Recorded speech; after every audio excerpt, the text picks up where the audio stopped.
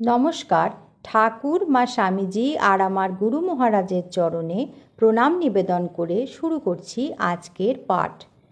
আজ আমি আপনাদের স্বামী ভূতেশানন্দজি মহারাজের অমৃত কথা থেকে কিছু প্রশ্নের উত্তর বলবো। প্রশ্ন: নিজেকে বধ করতে গেলে একটা নরুন হলেই চলে, কিন্তু অপরকে বধ করতে ঢাল তলোয়ার লাগে। ঠাকুর একথা কেন বলেছিলেন মহারাজ? মহারাজের উত্তর: ঠাকুরের সব উপদেশ সবাইকে নিতে পেরেছে? যার যতটুকু সামর্থ্য সে ততটুকুই নিয়ে এগোচ্ছে। তারপর যার আধার বড় হবে তার অক্ষয় ভাণ্ডার থেকে তিনি পূর্ণ করে ঢেলে দিচ্ছেন। ঠাকুরের সম্বন্ধে স্বামীজি বলেছেন, গোড়াচাঁদ প্রেম কলসে কলসে ঢালে তবু না ফুরায়। সত্যিই তিনি কলসে কলসে ঢেলেছেন। এটি কল্পনা করলেই বুঝতে পারবে। কতটা নেবে, সব কি নিতে পারবে? যে যেদিক দিয়ে পারে একটা কণাও যদি নিতে পারে তাতেই সে পূর্ণ হয়ে যাবে। তবে মুশকিল হচ্ছে শুধু কল্পনা বিলাস নয়, প্র্যাকটিক্যাল হতে হবে। জীবনে তার প্রয়োগ করতে হবে, তা না হলে হবে না। প্রশ্ন: শ্রীরামকৃষ্ণের আদর্শ জীবনে কিভাবে প্রয়োগ করব মহারাজ? মহারাজের উত্তর: মানুষকে ভালোবাসলে ভগবানকে ভালোবাসতে পারবে। আরোপ করতে হবে, পুতুল খেলা যেরম। 1 পয়সা দিয়ে পুতুল কিনে বাচ্চারা ভাবে আমার ছেলে, আমার মেয়ে। তারপর পুতুল ভেঙে গেলে কেঁদে কেঁদে মরে। সেই রকম আরোপ করতে করতেই ভগবানকে পাওয়া যায়। ঠাকুর যখন দেখাতেন তখন আরোপ না, সত্যি সত্যি হয়ে যেত। বলতেন, তোরা ঠাকুরকে এইভাবে ভালোবাসতে পারিস? বলেই মেঝেতে গড়াগড়ি দিয়ে মুখ ঘষতে ঘষতে অসহায় শিশুর মতো কাঁদতে লাগলেন। তা দেখে সবাই স্তম্ভিত। এখানে আরোপ না, সত্যি সত্যি হয়েছে। এই জন্য বলছিলুম, সৎসঙ্গ, সৎ গ্রন্থপাঠ ইত্যাদি একান্ত প্রয়োজন। শুধু চোখ বুঝে কিছুক্ষণ বসে থাকলে হবে কি? তাতে চোখে অন্ধকার দেখবে, তার বই তো কিছু নয়। প্রশ্ন: ঠাকুর একটাং করতে বললেন কেন মহারাজ? মহারাজ উত্তরে বলছেন, ঠাকুর বলেছেন, আমি 16 টাং করেছি। তখনকার দিনে 16 আনায় 1 টাকা ছিল। তুই 1 টাং কর। ঠাকুর মা এরা যা করেছেন তা কি তুমি করতে পারবে? সবটা পারবে না, যতটা পারো করবে। কী রকম জানো? পাখি তার বাচ্চাগুলোকে উঠতে শেখানোর সময় একটু একটু করে উঠতে শেখায়। ছোট্ট পাখিটা টুক করে একটু লাফায়, তারপর একটু লাফায়, তারপর আর একটু। এইভাবে সে উঠতে শেখে। তারপর কবে উঠতে পারবে তা ভবিষ্যৎ। কাজেই তুমি চেষ্টা করে যাও। স্বামীজি একবার শ্রীরামকৃষ্ণের সামনে গান গাইছিলেন, ডাকরে নিরন্তর।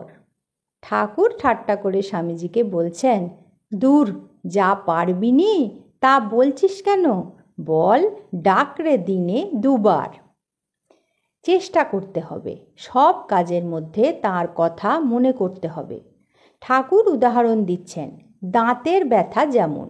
ঠাকুর বলেছেন, দাঁতের ব্যামো যদি থাকে, সব কর্ম করছো কিন্তু দরদের দিকে মনটা পড়ে আছে, তাহলে ধ্যান চোখ চেয়েও হয়, কথা কইতে কইতেও হয়। দাঁতে যখন ব্যথা হয় সব কাজের মধ্যে মনটা তখন ওই দিকেই পড়ে থাকে। তেমনি ঠাকুরের প্রতি প্রবল টান হলে সব কাজে তাঁর কথাই মনে হয়। তাঁর চেয়ে বড় আকর্ষণ আর কিচ্ছু নেই। যাই করুক মনটা তখন তাঁতেই থাকে। সংসারে মা যেমন নানা কাজ করছেন, কিন্তু মন রয়েছে তার বাচ্চার উপর। তাই কাজের মধ্যে বারবার বাচ্চাকে দেখে যান। কীর্তনে শ্রী রাধিকার কথা আছে। তিনি বলছেন, তোদের শ্যাম কথার কথা, আমার শ্যাম অন্তরের ব্যথা। অন্তরের ব্যথা যখন হবে মন তখন তাতেই পড়ে থাকবে। তার জন্য চেষ্টাও করতে হবে। প্রশ্ন, মহারাজ, কামিনী কাঞ্চন ত্যাগ করতে হলে ঠাকুর মেয়েদের হেয় করেননি কি? মহারাজের উত্তর, কখনো তিনি কাউকে হেয় করেননি। পতিতা রতির মাকে তিনি জগন্মাতা রূপে দেখেছিলেন। কেউ কখনো তার চোখে হেয় থাকেনি। তবে তার কথা শুনে অপরের কি হয় বুঝে সতর্ক সচেতন হয়ে চলে। মাতালকে দেখেও তার ব্রহ্মানন্দের স্ফুরণ হয়েছে। মানুষের মধ্যে ভেদ জ্ঞান আছে, এর মধ্যে থেকেও দৃষ্টি শুদ্ধ রাখতে হবে। প্রশ্ন, ঠাকুর কামিনী কাঞ্চন ত্যাগ করতে বলেছেন, সব কামিনী কি ত্যায্য মহারাজ?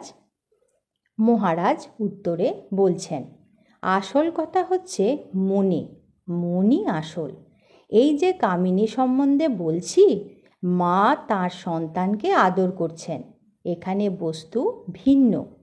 ভোগের বস্তুরূপে দেখলে তিনি কামিনী। প্রশ্ন, ঠাকুরের বন্দনায় আছে বিক্ষণে মোহ যায়। এই বিক্ষণ কি মহারাজ? মহারাজ উত্তরে বলছেন, বিক্ষণ মানে দৃষ্টি। এখানে ঠাকুরের কৃপা দৃষ্টিকেই বুঝিয়েছে। প্রশ্ন, ঠাকুরের অনেক কথাই তো লেখা হয়নি মহারাজ? মহারাজ উত্তরে বলছেন, না, তা হয়নি। মাস্টারমশাই যেদিন যখন গিয়েছেন তখন যা শুনেছেন সেটাই লিখেছেন। কদিনই বা তিনি গিয়েছিলেন বলো? প্রশ্ন, লীলা প্রসঙ্গে কল্পতরু শব্দটি বেশি ব্যবহার কেন করা হয়নি মহারাজ? মহারাজ উত্তরে বলছেন, লীলা প্রসঙ্গে কল্পতরুর কাছে যা চাওয়া যায় তাই পাওয়া যায়। কল্পতরু যা, তার কাছে যা চাওয়া যায় তাই পাওয়া যায়। আমাদের চাওয়া তো সর্বদা ঠিক হয় না। আধ্যাত্মিক জীবনে চাওয়াটা আগে ঠিক করে নিতে হবে। একটি বিখ্যাত গানে আছে, পরম ধন সে পরশমণি, যা চাবে তাই দিতে পারে। ঈশ্বরই পরশমণি, পরম ধন। তুমি যা চাইবে তা তিনি দিতে পারেন। লীলা প্রসঙ্গের লেখক সেই জন্য কল্পতরু কথাটি বেশি পছন্দ করতেন না। কল্পতরুর জায়গায় তিনি অভয়দানে আত্মপ্রকাশ এই সংজ্ঞা ব্যবহার করেছেন। প্রশ্ন, ঠাকুর বলেছেন পাত সকলেরই পড়বে, একটু আগে বা একটু পরে। তবে আমাদের আশা আছে তো মহারাজ? মহারাজের উত্তর, আমাদের পক্ষেও এটি সত্য এ বিশ্বাস রাখতে হবে। একদিন না একদিন আমাদের মুক্তি হবেই। প্রলয়ের সময় সব কোথায় যাবে? পুরাণের কথা যদি মানতে হয় তবে সব তাতেই যাবে। প্রশ্ন, মহেন্দ্র মুখোপাধ্যায় এমন কিছু বিশিষ্ট ব্যক্তি নন, তবু ঠাকুর তাঁর ময়দার কলে গেছেন কেন মহারাজ? মহারাজ তখন উত্তরে বলছেন, ঠাকুর দয়া করে গেছেন। দয়া কার উপর বেশি হয়, কখন হয়, কিছু বলা যায় না। তবে মহেন্দ্র মুখার্জি ধার্মিক ব্যক্তি বলে প্রসিদ্ধ ছিলেন। প্রশ্ন, ঠাকুর কি কোনো সম্প্রদায়ের জন্য এসেছেন? মহারাজের উত্তর, না, তিনি কোনো সম্প্রদায়ের জন্য নয়, জগতের জন্য তিনি এসেছিলেন। যে তাকে চায় তার জন্য, যে চায় না তার জন্য নয়। আজ এই পর্যন্তই। ঠাকুরের কাছে প্রার্থনা করি আপনারা সকলে ভালো থাকুন, সুস্থ থাকুন। নমস্কার।